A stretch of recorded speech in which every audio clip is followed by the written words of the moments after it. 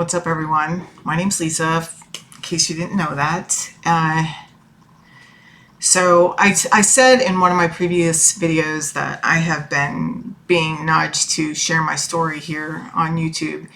And anyway, I feel like today's the day. So I'm just gonna jump right into it, and hopefully God just takes over, and I can get out of the way long enough to just share what's meant to be shared. So, like I said, my name's Lisa. I've been sober since July the 10th, 2001. And it makes me chuckle a little bit every single time I say that, because I am the last person that expected me to still be sober after all this time. And not just sober, but I'm happy. I have this confidence I never knew before, right? I come from complete chaos and just destruction. I really broke down my world, when I came into sobriety this time, because I've tried to get sober several times. This is actually my lucky 13th time. And, I started drinking when I was 12. Something very private came out within my family in regards to me. And everything in my life changed. But the day that it came out, I remember walking down the hallway and taking a shot of amaretto, and because that's what was in the liquor cabinet that my parents had at the time. And I just remember it running all the way down through my body, and it was amazing. It tasted like chocolate covered cherries, and I was hooked. I began sneaking drinks from that point forward. I'm not entirely sure that was my first official drink, because I do remember sipping drinks of my dad's beers and things like that. But anyway, by the time I was 14, I was a pass out puking, blackout drunk. I drank every day. I was completely wild. I was just on this path of complete destruction. I was very much a daredevil, and just lived on the edge. I never wanted to be home. I hated being at home. I just felt so outside of my family. I just felt like I didn't belong. I just felt like an outsider looking in, and I just wasn't comfortable. And anyway, so I went in and out of institutions. My parents put me in, mental institutions for kids. And as I got older, I was accepted into drug rehabs for adults, even still as a teenager. But, I was on escape precaution a lot, because I would just run away even from these places, find escape routes. I learned to become the perfect patient, eventually. And I would get released and then run away within 24 hours, and then it was just this vicious cycle from the time I was 14 until the time I was 18, when my parents no longer wanted to deal with it, So my drinking and my drugging just continued to escalate. I had a lot of fun partying, that's what I called it. But, for me, it was always to excess. I remember one particular party in high school and being passed out in the bathroom, while everybody else was coming in and using the bathroom. I was passed out on the floor, And then I discovered cocaine, and I started using cocaine And I loved it. I fell in love with it instantly because it allowed me to drink without blacking out or passing out. And I could just like drink 24/7. And I did, like that's what eventually ended up happening. I'm sure that a lot of you have heard stories or have lived through this life and understand, and know the places that you can go. I've been gang raped more than once. I've been raped. I've experienced a lot of sexual trauma through the life I lived, from being around the wrong people at the wrong times. And, it wasn't all fun and games, even though I had a lot of fun and I went to a lot of fun places and I did a lot of things and experienced a lot of things that most people will never have the opportunity to, and but it definitely cost, right? And so this time, what makes this time different? Well, I didn't know it was going to be different. I had been with a man and living with him for, I don't know, like 5 years. And he left one day, because I was very messed up. I mean, we both used drugs and drank together, but, our relationship was tumultuous. And, I was very insecure during that time. And I just had a lot of unhealed wounds within me that I still had yet to face. And thank God today, I've walked through my fear of getting to know myself, right? And I feel like that has a huge part in why I'm still sober today and why I've been able to live through some of the things that I've experienced in sobriety and not pick up. So he leaves and I end up basically losing everything, because by the time he leaves, I am taking, like 40 Percocet a day, and, just, we used to just eat them like candy, right? And doing cocaine basically every night. I'm pretty sure it was, except for the times when we were like sleeping it off, right? And it just all went hand in hand. So when he left, I went through a big withdrawal because he took all the pills with him, and I had lived like 5 years of taking them every single day. So just imagine, I went through a detox that I didn't even know that that's what was happening. That's how freaking clueless I was, So I just kind of like upped my usage of other drugs to kind of get through that. It wasn't until I was about 4 years sober that I realized that I had been going through opiate withdrawal. So that's just like, when I think about things like that, it's like at that point in my life, I thought I knew a lot. I thought it was a lot smarter, and I thought it was a lot better than most people. And, when I look back on my life, I just realized like how oblivious I was and how much my head was up my ass, right? So this is why I embrace anything that deflates my ego, because my ego like literally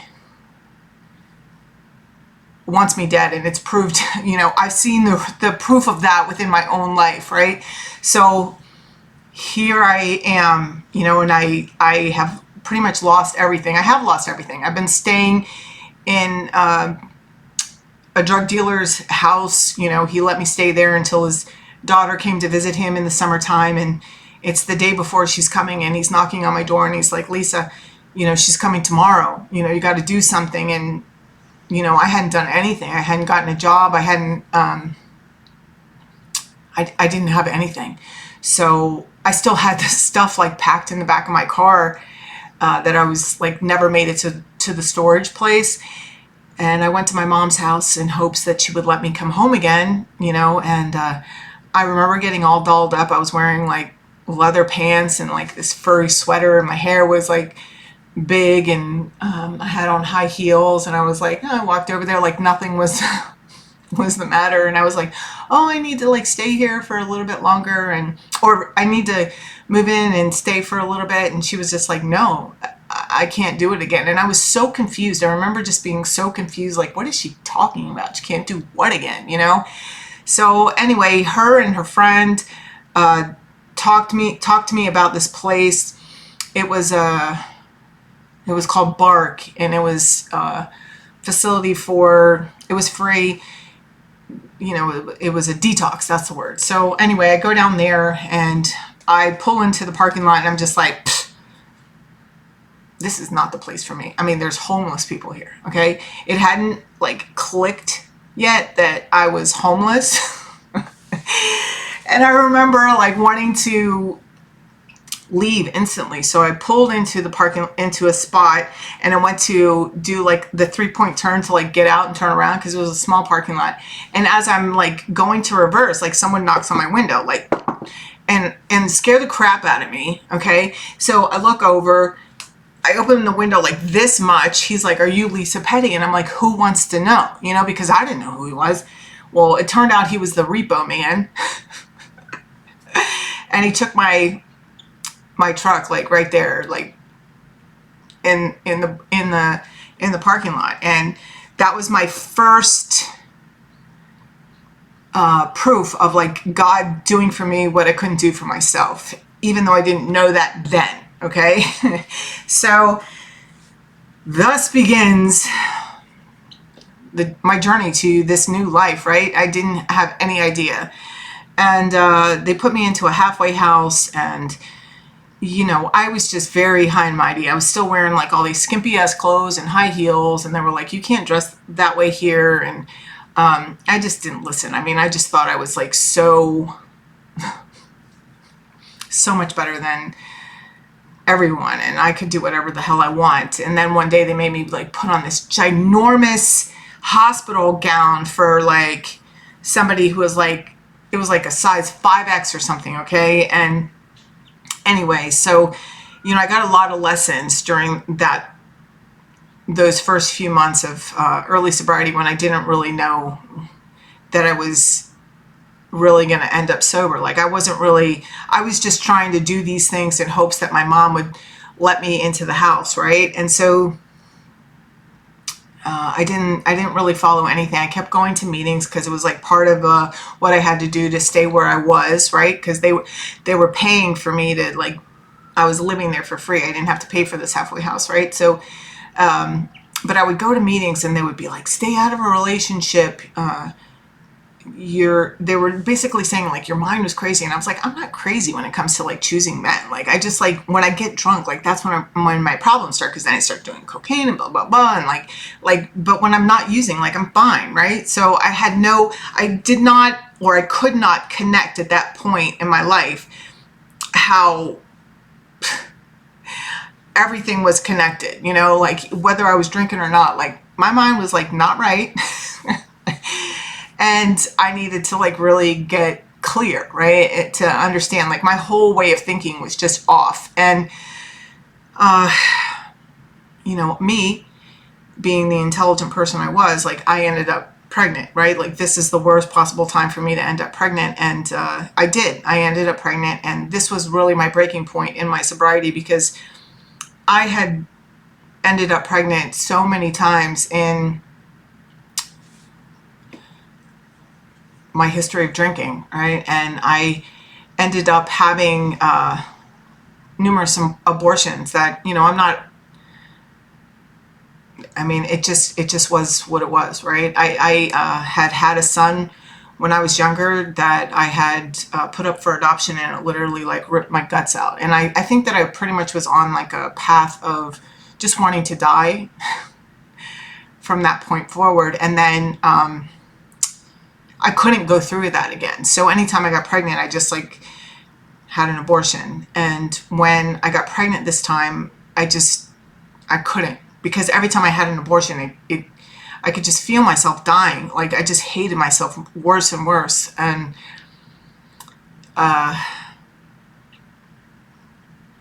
you know, so I broke down. I just broke down, but it clicked for me. Like it clicked for me. Oh, doing the same thing over and over again, expecting a different result. Like I saw my craziness, right? I I always knew I was an alcoholic, you know, but I didn't care. Like, I just didn't care if I was an alcoholic. Like, I was just gonna live and have as much fun and do whatever I wanted until it died. I knew I was gonna die that way. Like, who cares? And so getting pregnant in this halfway house, I mean, I don't have a dime to my name, right? Okay. I am like going through this period of just like stepping into reality. And it was like, it was really like earth shattering, you know. It literally changed my life. Like, I really embraced the fact that I was crazy, and I just was just like, I don't care if I'm crazy or not anymore. Because that day, you know, finding out I was pregnant and like having that realization, I dropped to my knees.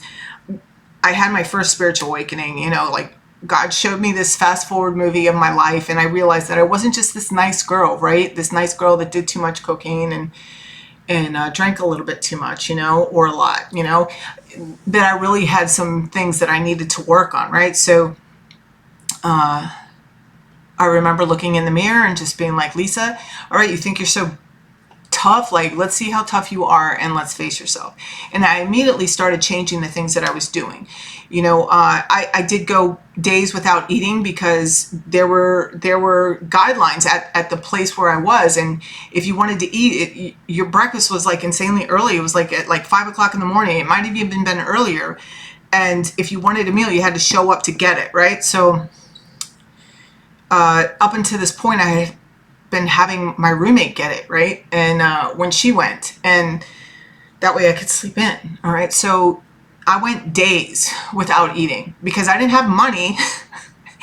And that was my only means of food. And once I found out that I was like manipulative and I had like lived all that time without even knowing I was manipulative, I didn't want to talk to anybody. Okay. I was afraid. I was afraid of myself. Right. And so I would go days without eating. And I started walking places because I wasn't trying to hustle anybody to give me a ride or give me their car, because remember, like, I lost mine. Okay. And anyway, I'd be walking to these meetings in places like where other people were going that were trying to stay sober too, like me. And I remember finding a quarter one day and like being so excited because I could walk into this convenience store that I would pass, and I could go in there and buy, they had like Little Debbie's for 25 cents. And I bought it, you know, and just remembering to eat, you know, because I cut everybody off. And then like also like my mom cut me off. Like, she wasn't giving me any money. And I told my dad, who I could always like get to give me money, I can't talk to you. I need to figure this out for myself. And it was not easy. And I didn't know what sober people do because I had always drank and did drugs. Like, I was just always partying, you know? And so I went to meetings for people like me all day long. You know, I went to my day program, and then after that I would take the bus to all the other meetings, and I ended up getting like special permission from my halfway house to stay out a half hour past curfew so that I could do the last meeting in one of these meeting halls, you know, that ended at 11, so I could be home by, you know, 11:15 or 11:30. So anyway, that was it in the beginning. And I just getting that clear recognition of who I was, and just the deep desire to change, you know, and to not carry the burden of shame. Like, I wanted to prove it to myself. Like, I just wanted to prove it mostly to myself. I just wanted a different life. I wanted a different life, not just for myself, but also for my son and that, you know, my unborn child, you know. And then I also remembered my pact I made with my other son that I had given up to for adoption, that whenever I got to meet him again, should I ever be so lucky, I was going to be somebody he was proud of. And,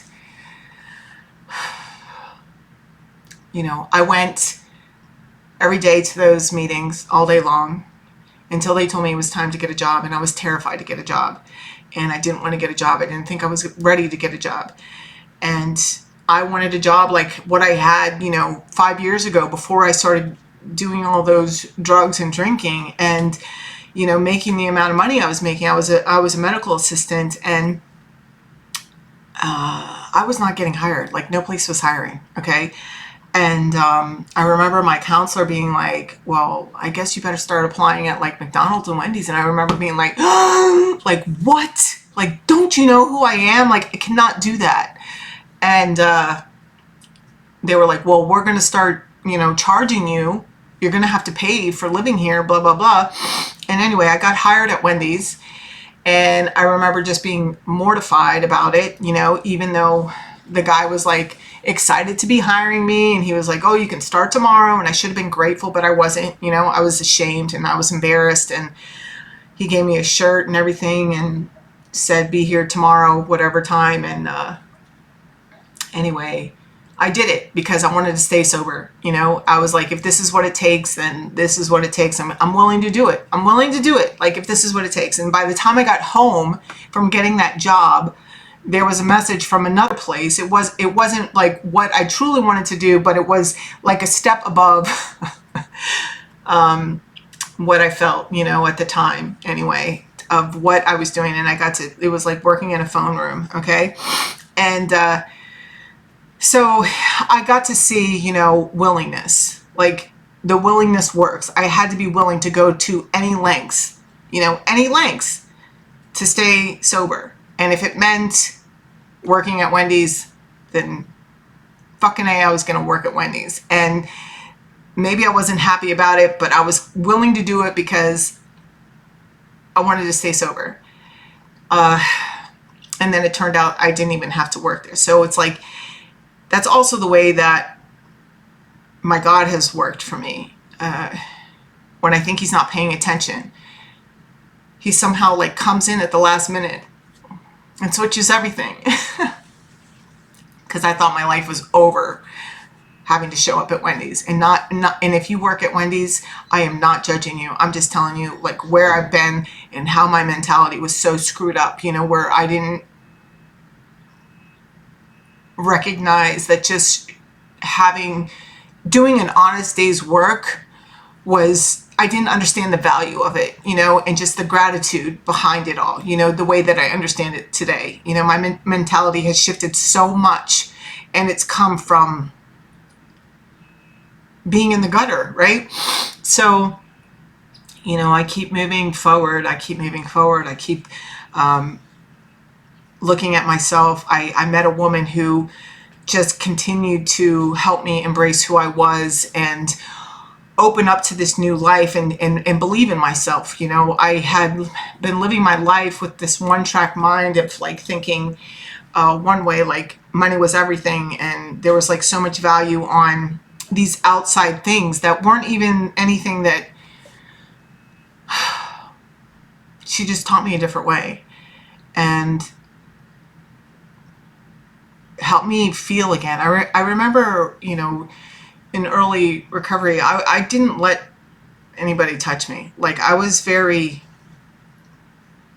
in this place, like, everybody was hugging each other, and I was just like, what the fuck is the matter with these people, and one of the women who became, one of my nearest and dearest friends, she used to stand at the door and hug every single person that walked into these meetings, and with the same, like, she meant it every single time. And I would sit at the table and I would just watch her. And I'd be like, how does she fucking do that? Like, why? Why is she doing it? Doing that? And anyway, these two women were the first people that I let hug me. They were the only people I let hug me for quite a long time. And, little by slowly, I started changing. This woman, made me look at myself. I was always complaining about feeling like disrespected or like looked down on, or, but I was still coming in dressed like a certain way. And I was, I had been showing up to meetings like, with different guys, you know, just for rides. I wasn't doing anything, but you know, people fucking talk, you know, all the time and whatever. So anyway, she said things to me like, Lisa, if you want to be respected, you need to do respectable things. And I was like, is she calling me a whore? You know? And then she said, if you want a rose garden, you got to bring a shovel. And it took me forever to figure out what the hell she was talking about there. But what she meant was that I need to do the work. If I want a rose garden, I got to freaking do the work. And she also told me to call her every day. And I was just like, I was calling her every day and she wasn't answering the phone. I just didn't make sense. And I would see her every day at the meetings. And I said, I called you. And she goes, oh, good, babe. Call me tomorrow. Nice to see you. You know, and after I'd been like waiting for like over an hour after this meeting just to talk to her, because everybody lined up to talk to her, you know. And anyway, I realized, again, willingness. She was seeing how willing I was, you know, to move forward, to change, like, and to do the work, right? And,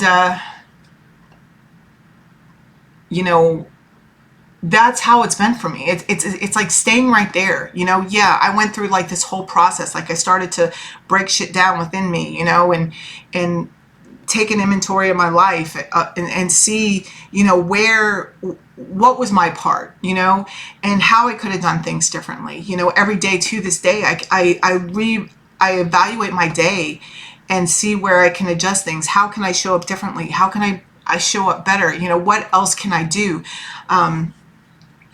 I have had a relationship with God that has been like, it's grown, right? And there have been times where I've been pissed off, you know. I talk to him just like I'm talking to you, you know.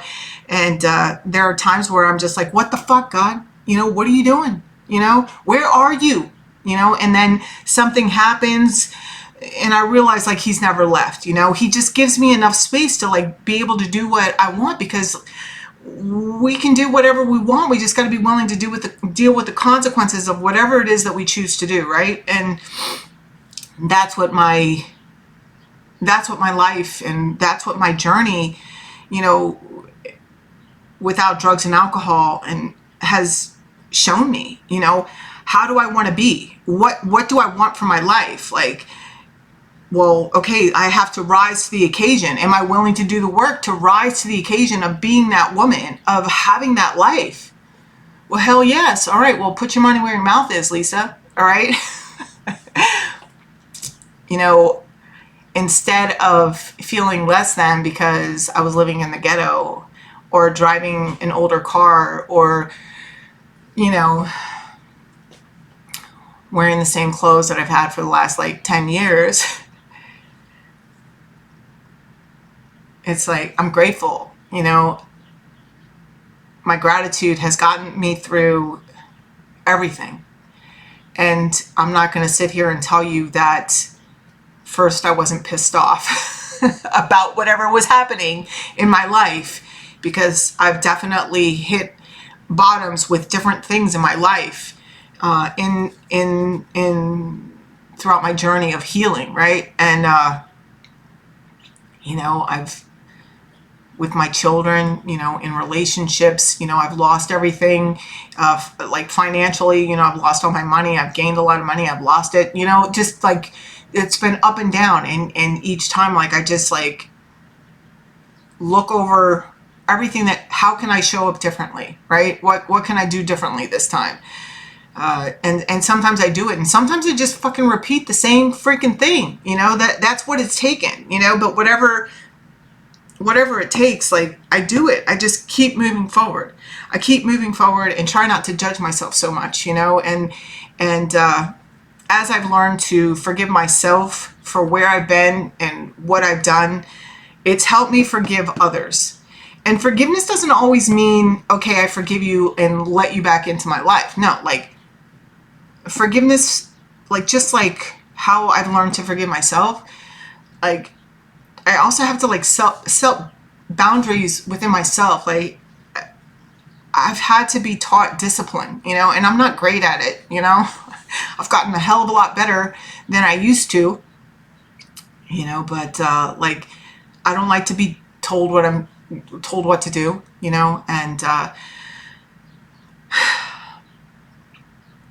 So I had to, and I don't trust people. And as far as my relationship with God, it had to come in piecemeal. I had to learn by these little things, seeing like the willingness and how he comes in at the last minute and recognizing it and taking notes, and remembering it, holding it back here. Okay, he came in this time, he came in again. And each time, like allowing him to enter my life was something that was bigger and bigger. The last thing that I allowed God to enter my life with was, or my higher power, whatever you want to call them, and the divine, the universe, has been within my relationships with men. And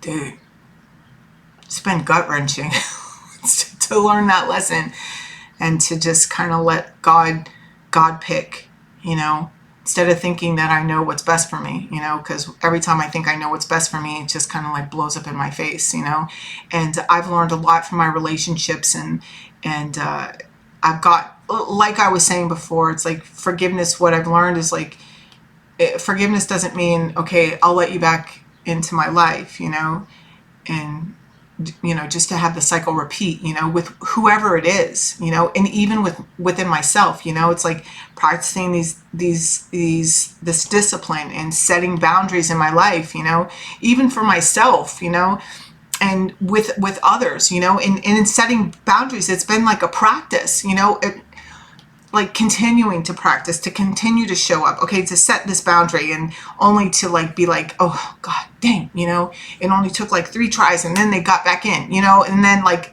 I let them cross my boundary again, but then the next time it happened, it took 5 times, and then the next time it took 25 times before they crossed it. And then finally, where, I can stand confidently in like what it is that I believe, I continue to show up. I continue to, because the bottom line is that I know in order to have this peaceful mind that I have earned through the deep diving of myself and through the continued deep diving of myself, I have to be honest with myself and stop pointing fingers. Like, I don't point fingers at anybody else. I'm just a believer that when I'm upset or disturbed in any way, it's on me.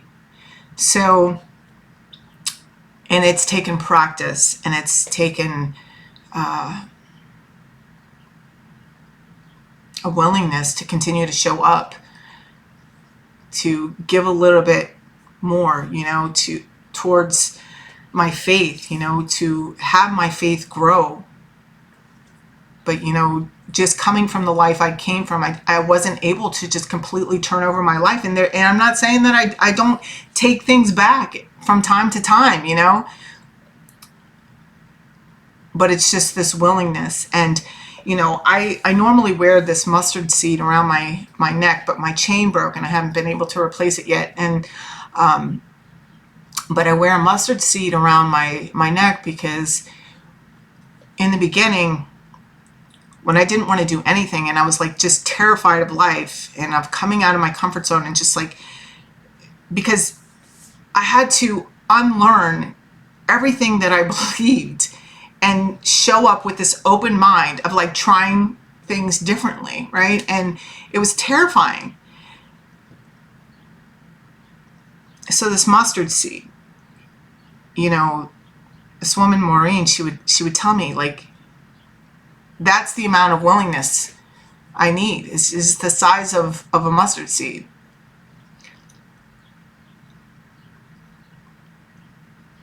And the impossible can happen. And I didn't believe it, but I believed her. And so I started thinking about that mustard seed anytime I didn't want to do something. Because sometimes I would have to pray for the willingness to be willing to do whatever the hell it was I needed to do or change.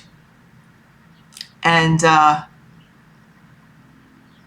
try to keep my side of the street clean as possible, because I don't like to say I'm sorry. And that's the God honest truth. I mean, who likes to say they're sorry? Who likes to admit when they're wrong? Like, nobody. But I understand that I have to do it when I'm doing something that's like not right? And so I try to like keep my side of the street clean. And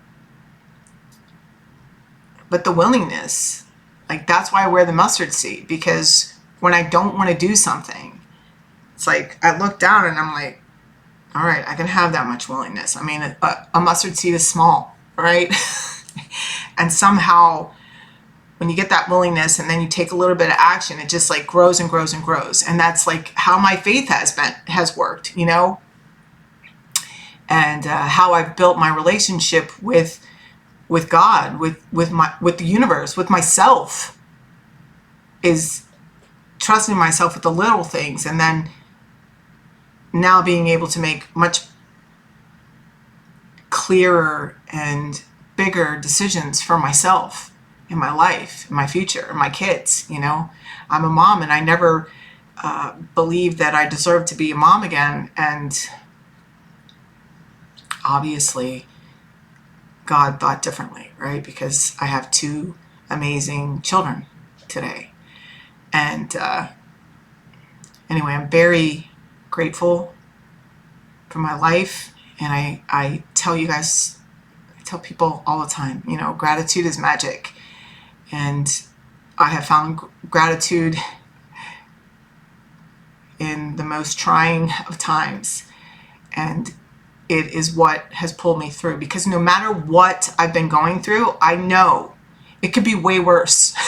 It could be way freaking worse. Okay. I've heard the stories, you know how that saying goes. It's like you put all your problems out there and you hear everybody else's and you'll take yours back. Yeah, that's real. So anyway, thank you for listening. I hope this helps. And anyway, I love you. I hope you have an amazing day.